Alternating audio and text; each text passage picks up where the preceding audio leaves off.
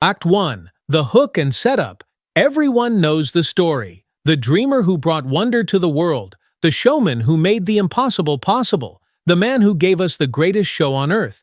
But what if I told you that the greatest show P.T. Barnum ever created wasn't under a circus tent? It was his own life story. A carefully crafted performance that hid a darker truth behind the sequins and spotlights. You can fool some of the people all of the time and all of the people some of the time, but you can't fool all of the people all of the time. He said that. P.T. Barnum himself. The irony? His own legacy has been fooling us for over a century. Hollywood gave us the romantic version, the sanitized fairy tale of a man who chased his dreams and lifted others up with him. But the real story, it's far more complicated, far more controversial, and far more revealing about the price of entertainment and the cost of ambition. This is the story of Phineas Taylor Barnum, born on July 5, 1810, in a small Connecticut town where dreams seemed impossible and escape felt like fantasy. He started as nothing more than a shopkeeper's son, another face in the crowd of ordinary people living ordinary lives. But Barnum wasn't built for ordinary. He had something burning inside him, an obsession that would drive him to the heights of fame and the depths of moral compromise. This is the story Hollywood didn't tell you. This is the real P.T. Barnum. Act 2. The Rise, from Nothing to Everything. Picture a young man behind a shop counter in the mid-1800s, watching the world pass by his window, knowing that somewhere beyond those dusty streets there was a life of excitement waiting. Barnum didn't just dream about that life, he clawed his way toward it with a ferocity that would define everything he became. He understood something that nobody else in his time fully grasped. People were desperate for escape, for wonder, for something that made them forget their mundane existence, even if just for an hour. And so, he gave them exactly that. The American Museum in New York City became his first masterpiece, his first real monument to the power of spectacle. But this wasn't just any museum. This was a palace of the impossible, a cathedral of curiosity where the bizarre became beautiful and the strange became sacred. Inside those walls, hundreds of thousands of people every year pressed together, eyes wide, mouths open, experiencing things they'd never imagined. Human oddities, living acts, curiosities from around the world, all gathered under one roof. Barnum had created something revolutionary, mass entertainment. But here's what made Barnum different from every other showman of his era. He didn't just put on shows, he created anticipation. He was a master of what we now call marketing, except he was doing it decades before the term even existed. Every exhibition was preceded by carefully orchestrated whispers, strategic newspaper placements, mysterious hints that built public excitement to a fever pitch. By the time people walked through those museum doors, they were already believers, already convinced they were about to witness something extraordinary. And then came Jenny Lind, the Swedish nightingale, a singer so talented, so pure of voice, that she was already famous across Europe. But in America, nobody knew her name. That is, until Barnum got involved. He orchestrated what might be the first modern celebrity media campaign. He flooded newspapers with stories about her talent, her beauty, her angelic voice. He built her up into a mythical figure before she ever set foot on American soil. By the time Jenny Lind arrived for her concert tour, America was obsessed. Tickets sold at outrageous prices. Crowds gathered just to catch a glimpse of her. Barnum had turned a singer into a phenomenon, and in doing so, he proved something crucial. The show before the show was just as important as the show itself. At his peak, Barnum was untouchable. He had expanded his empire, purchasing other museums, touring with the most famous performers in the world, creating spectacles that drew people from every corner of society. Rich and poor, educated and illiterate, everyone wanted a piece of the magic he was selling. He had turned entertainment into something democratic, something accessible to the masses, and in doing so, he'd become wealthy beyond his wildest dreams. "Every crowd has a silver lining," he'd say with that characteristic grin, and for a while, it seemed like the silver would never stop flowing. Act 3. The Fall, when the curtain drops. But here's the thing about building an empire on spectacle and illusion. Eventually, reality comes knocking. And for Barnum, reality came in the form of the Jerome Clock Company. In the mid-1850s, Barnum had invested heavily in this Bridgeport, Connecticut venture, pouring his fortune into what he believed was a sure thing. He wasn't just a showman anymore, he was a businessman, an investor, a man of wealth and influence. Except the clock company wasn't what it seemed. When it went bankrupt, it took Barnum down with it. Imagine the man who had everything, suddenly having nothing. The showman who built his reputation on making the impossible possible, now facing the very real possibility of permanent ruin. His investments crumbled, his wealth evaporated. The museums, the spectacles, the empire he'd built with such careful precision, all of it teetered on the edge of collapse. This wasn't just a financial setback. This was existential. This was the universe telling P.T. Barnum that maybe, just maybe, the show was over. And then came the litigation. The legal battles that followed the bankruptcy were brutal and prolonged. Creditors circled like vultures. Former partners turned into adversaries. Every contract, every deal, every handshake agreement from his years of wheeling and dealing came back to haunt him. The man who had spent decades in the spotlight now found himself in courtrooms, defending not just his finances but his entire legacy. The press, the same press he'd manipulated so brilliantly for his own gain, now turned their pens against him. The public watched as their showman struggled, and some took pleasure in seeing the mighty fall. But the real tragedy wasn't the money or the lawsuits. It was what happened behind the velvet curtain, in the places the public never saw. While Barnum was fighting for his survival, the people who depended on him, the performers who had made his shows possible, were left in limbo. The machine he'd built required constant feeding, constant motion, and now that machine was grinding to a halt. The glitter and gold that had covered everything for so long began to flake away, revealing something much darker underneath. This was P.T. Barnum at rock bottom, a showman without a show, a dreamer whose dreams had turned to nightmares, a man who had promised the world and now couldn't even keep his own promises. And in those dark days, when everything seemed lost, the real P.T. Barnum emerged. Not the romantic hero of legend, but something more complex, more human, and infinitely more troubling. Act 4. The Dark Truth. What History Forgot. Now we need to talk about what history tried to bury, what Hollywood deliberately ignored, and what we've been conditioned to forget. Because behind the spectacle, behind the wonder and the magic, P.T. Barnum's empire was built on the exploitation of human beings, not employees, not partners, but people he displayed like objects, people he marketed like curiosities, people whose humanity was secondary to their profitability. The freak shows that made Barnum famous weren't celebrations of diversity or platforms for the marginalized. They were exhibitions where human beings with physical differences were paraded in front of paying crowds, their bodies and conditions turned into entertainment. These weren't performers in the traditional sense. Many of them were indentured servants, bound by contracts they couldn't escape, trapped in a system that treated them as property rather than people. Behind the scenes, away from the applause and the gasps of wonder, these individuals were often mistreated, controlled, and denied basic dignity. Barnum knew exactly what he was doing. He understood that the public's fascination with difference could be monetized, that people would pay good money to stare at those they considered other, and he built an entire business model around this exploitation. He didn't see these performers as collaborators or even as employees. He saw them as attractions, as assets, as things that could generate revenue. The cruelty wasn't always physical, though sometimes it was. More often, it was systemic, a machine designed to extract value from human vulnerability while giving as little as possible in return. And here's where it gets even darker. Barnum positioned himself as a benevolent figure, a man who was giving these performers opportunities they wouldn't have had otherwise. He'd talk about how he was helping them, providing them with income and purpose, but this benevolence was always self-serving. Every act of apparent kindness was calculated for maximum public relations benefit.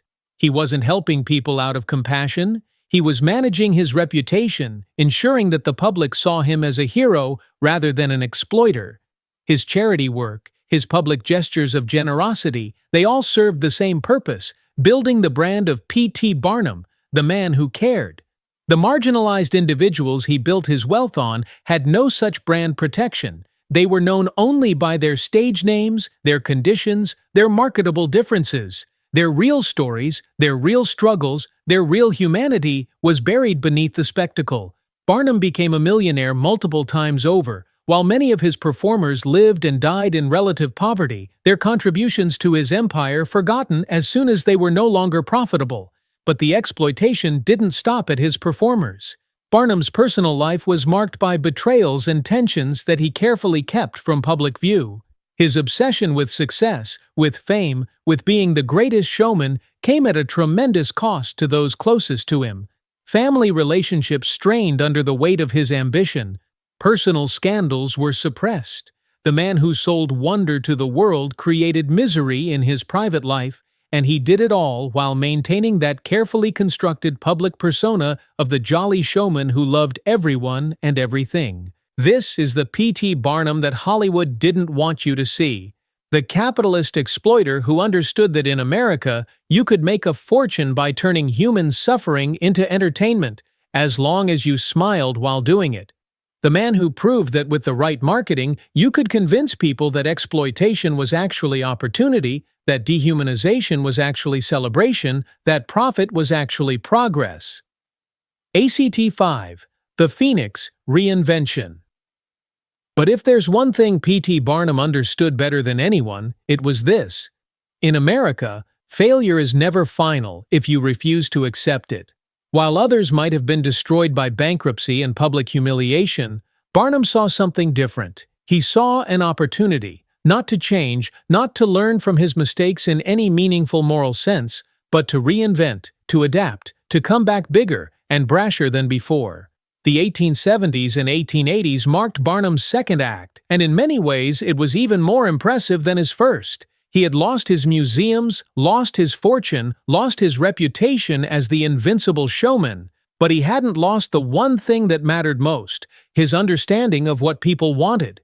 And what people wanted, he realized, wasn't just curiosities in a building. They wanted movement, spectacle on a grand scale, entertainment that came to them rather than requiring them to come to it. They wanted a circus. So Barnum threw himself into the circus business with the same ferocious energy that had driven his earlier success. But this time, he was smarter, more cautious, more willing to share power if it meant securing his comeback.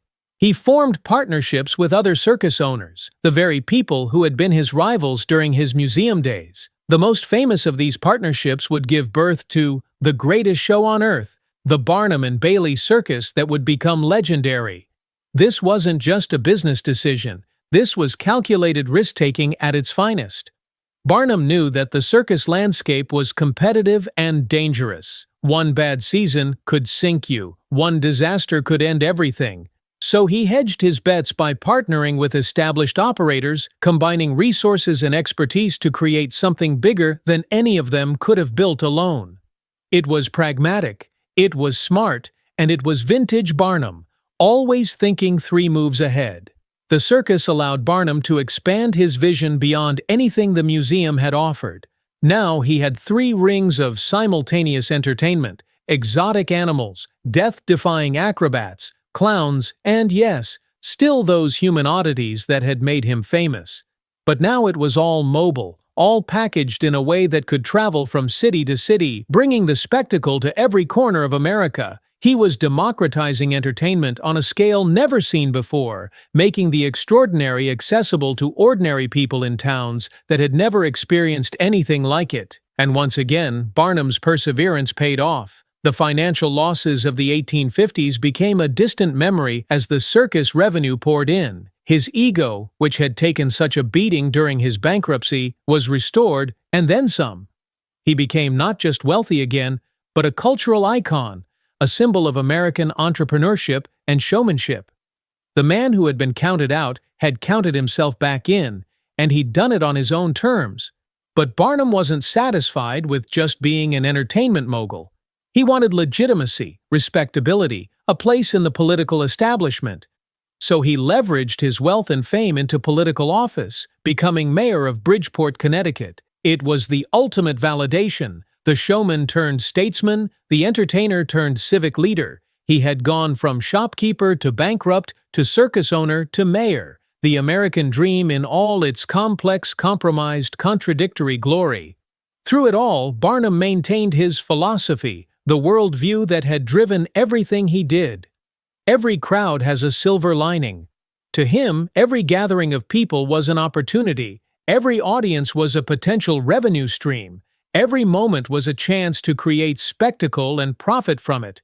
He never apologized for this. He never pretended to be anything other than what he was, a man who understood that in America, entertainment and capitalism were inseparable, and that if you could master both, you could become immortal. Act 6. The Legacy, Hero or Villain.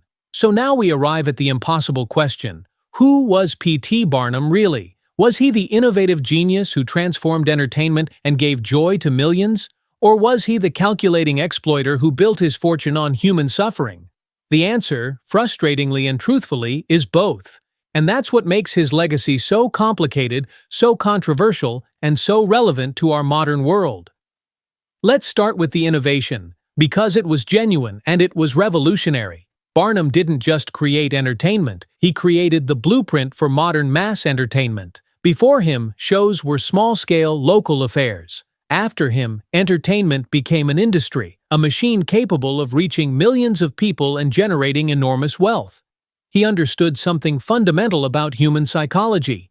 People want to escape their ordinary lives, and they'll pay for that escape if you make it spectacular enough. His marketing strategies were decades ahead of their time. The way he built anticipation, created buzz, manipulated media, and generated public excitement, these are techniques that modern entertainment companies still use today. Every movie trailer that teases without revealing, every product launch that builds hype, every celebrity publicity campaign, they all owe something to P.T. Barnum. He proved that the story you tell about something can be more powerful than the thing itself. That perception is reality, and that if you control the narrative, you control everything. Barnum also genuinely democratized entertainment. Before him, most spectacular shows were for the wealthy, the elite, the people who could afford expensive tickets to exclusive venues. Barnum made spectacle accessible to everyone. His museums charged reasonable prices. His circuses traveled to small towns. He brought wonder to people who would never have experienced it otherwise. In that sense, he was a populist, someone who believed that magic and excitement shouldn't be reserved for the rich. But here's where it gets complicated, because all of that innovation, all of that democratization, was built on a foundation of exploitation. His relationship with his performers, especially those he displayed in his freak shows, was fundamentally dehumanizing. General Tom Thumb, one of his most famous attractions, was a person Barnum promoted extensively and profited from enormously. The relationship was complex. Barnum made Tom Thumb famous and wealthy, but he also controlled him, marketed him, and turned his physical difference into a commodity. Was it opportunity or exploitation?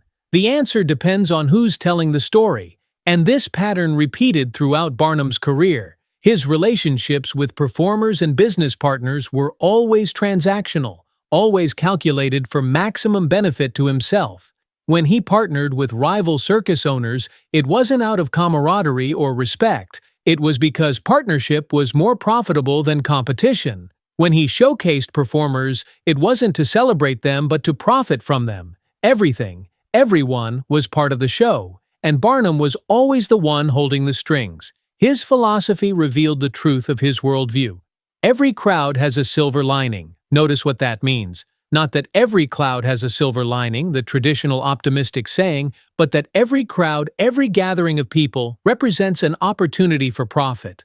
People weren't individuals to Barnum. They were audiences, consumers, revenue streams. Whether he was displaying them or selling to them, they were all part of the same economic equation. Yet millions of people loved him. They cheered for him. They bought tickets to his shows. They elected him mayor. They mourned when he died. Because what Barnum offered, however compromised its foundations might have been, was something real.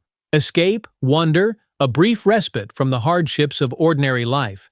And for many people, that was enough. They didn't see or didn't care about the exploitation behind the curtain. They just wanted the show. Act 7. The Final Curtain. On April 7, 1891, P.T. Barnum took his final bow. He died at his home in Bridgeport at the age of 80, having lived one of the most spectacular, controversial, and influential lives in American history.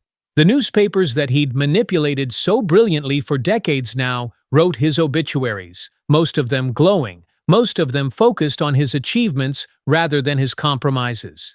The showman had controlled his narrative right up until the end, and even in death the carefully constructed legend held. But now, more than a century later, we have the distance and perspective to ask harder questions. Can we separate the art from the artist?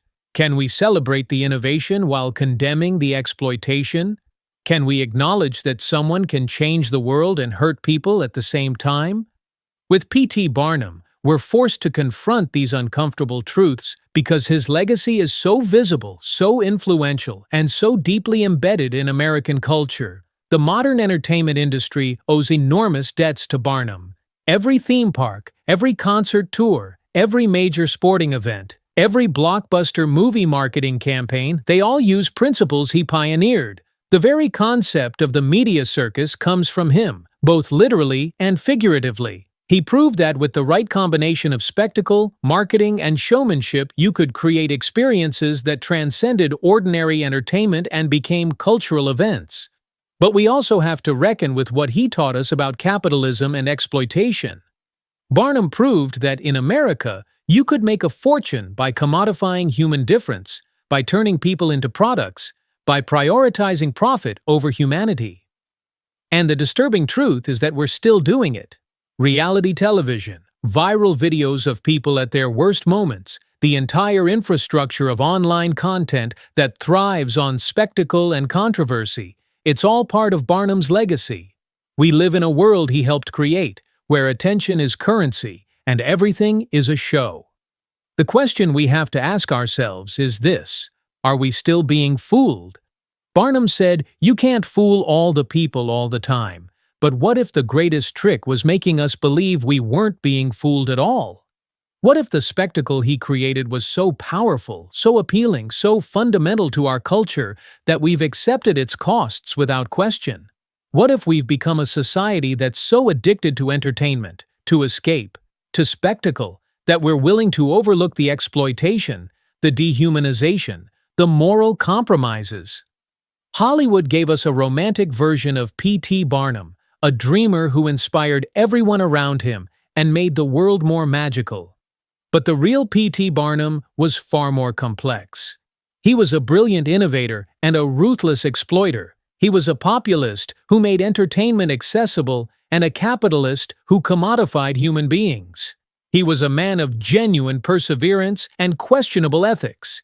He gave us spectacle and suffering, wonder and exploitation, all wrapped up in the same colorful package. So what's the lesson? What do we take from the life of P.T. Barnum? Maybe it's this: innovation without ethics is just exploitation with better marketing. Success without compassion is just profiting from other people's pain. And spectacle without humanity is just distraction from the truth. Barnum gave us the greatest show on earth, but he never told us who was paying the real price for our entertainment. The show is over. The circus has left town. P.T. Barnum has been dead for over a century. But his legacy lives on in every Super Bowl halftime show, every viral sensation, every carefully marketed product launch, every moment when we choose entertainment over empathy, spectacle over substance, the show over the truth. He said you can't fool all of the people all of the time. But maybe we've been fooling ourselves, choosing to remember the showman and forget the show's real cost.